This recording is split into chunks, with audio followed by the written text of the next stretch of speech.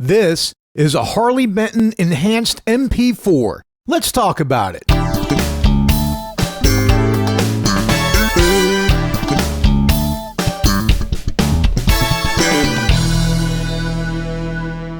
If you are a musician that frequents online social media and websites, chances are you've seen the brand name Harley Benton when the subject of quality, inexpensive guitars or great bang-for-the-buck basses comes up. Now, Harley Benton is the house brand name for Thomann Musical Instruments, who are one of the biggest musical instrument distributors in Europe. And because of this fact, there's going to be at least some degree of quality control even on their most inexpensive instruments. So I went to Thomann's website and looked through their instruments until one really piqued my interest, this Enhanced MP-4EB. I mean, between the block inlays, the neck binding, and the large pole pieces of the pickups, it visually looked like a much more expensive instrument. When I got the bass, the first thing that I noticed was its weight. I mean, this bass has some mass to it. It comes in at 11 pounds, which isn't PVT 40 heavy, but it's definitely close to the neighborhood. Now, there is a lot to love about this bass just at first sight. For one, it has this nice dual-function bridge, similar in design to more expensive bridges that I've seen, and this one even has locking screws. The bridge also allows for either a string-through body loading option or string loading at the bridge option, and that is a feature that many more expensive basses do not have. The bass has two pickups made by Roswell, which is a company that I'm not familiar with, and therefore they are alien to me. The bridge pickup is a MM-style humbucker. However, it's not in the MM position, so I wouldn't expect it to sound like a Stingray. The second pickup is a P-style split pickup mounted in the P sweet spot. However, there are some differences here. One difference is the pole pieces. This pickup has large magnets, as opposed to the smaller pairs typically found on this type of pickup. But the biggest difference is the reverse P mounting. Usually split pickups are mounted with the lower string half toward the neck and the higher string end toward the bridge. Reverse P is a mirror image mounting, with the low string half toward the bridge and the high end half toward the neck. Personally, I am a fan of the reverse P mounting because the bridge word mounted low half gives the lower notes a hair more articulation and clarity, while the neckward high-end half has a little more fullness, making for a more even distribution across the pickup. I own two other basses with reverse P mountings, and that is how they sound to me, although there's always the possibility I'm listening with my eyes, but I don't think so. There's a treble control and a bass control for the active system. There's a pickup blend, and there's a volume control which has a push-pull switch, so you can play the bass either in active mode, which is in, or passive mode, which is out. Another cool feature is this truss rod adjustment wheel, which doesn't require any special tools and certainly makes setups convenient. The headstock is match painted to the body. It features 4 Clover Classic tuners as well as a triple string tree. The headstock decal is raised, almost like an embossment. Kind of like the status of the business card of a 1980s yuppie CEO. And I think this is a killer feature. The nut is TUSQ. Is that pronounced Tusk? I'm not even sure what it is.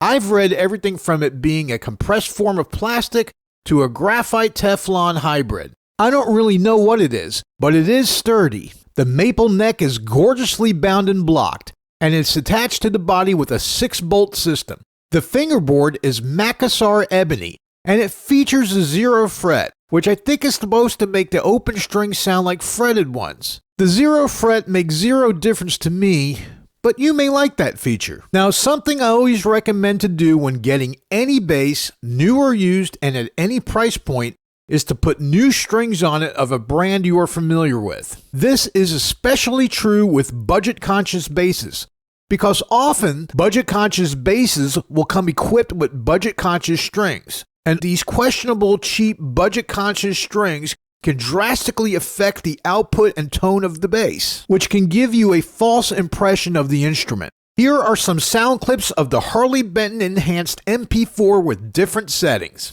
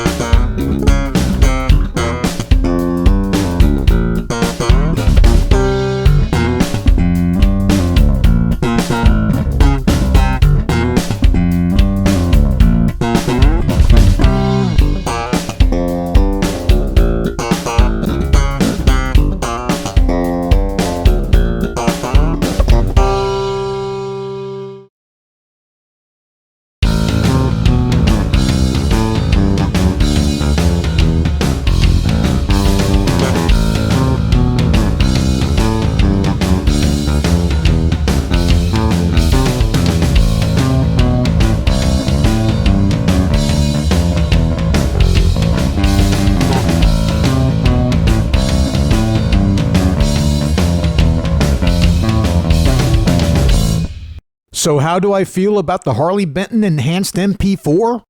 Well, understand that I paid this with this for this bass. Thomann, like any other successful company, has got to make a profit in order for them to continually put out instruments for us to play. With all that in mind, Thomann did an excellent job cramming a bunch of great features into a very affordable package. But let's talk about some things. First, let's talk about the Roswell pickups. Initially, I wasn't impressed with them, and I had to do a lot of tweaking, mainly the height adjustment, to get them to sound the way I like them to. As a matter of fact, the sound samples I recorded were done before I had it fully dialed in. But once I got it right, the pickups were actually okay. The split P pickup sounds decent, but it doesn't have a lot of top end. Now, I'm the type of player that gigs with new as possible round wound strings. So if you are a new strings player like me, this pickup does a good job at taming down some of that new string zing. However, if you are the type of player that prefers broken in strings, especially flat wounds or tape wounds, it may be a little much for you. The MM pickup I had to do the most tweaking with in order to get it balanced with the split P. Like the split pickup, it's okay. Personally, I would rather have a single coil here, or at least an option to split the coils on this pickup. But that's just my personal taste. You may like it. The best way to describe this preamp is nondescript. It adds a little body and allows for a little low and high end boost and cut. But other than that, it's just kinda there. The C-shaped neck is a joy to play. If you are familiar with vintage Fender instruments, the feel of this one reminded me of the necks usually found on 72 jazz basses. Pickups and preamp aside, the overall build quality is decent, very similar to the build of my Sire bass. So if you are in the market for a bass in this price range, the Harley Benton MP4 should be a contender, and you will have to weigh in on the pluses and minuses of each one to make a decision for yourself. This bass is definitely a giggable instrument as is, and I'm going to use it on stage in the near future. But remember, I had to do a lot of setup work to get it where I wanted it. Compared to other basses in this price range, I'm going to award the Harley Benton Enhanced MP4 4 out of 5 bangs for the buck.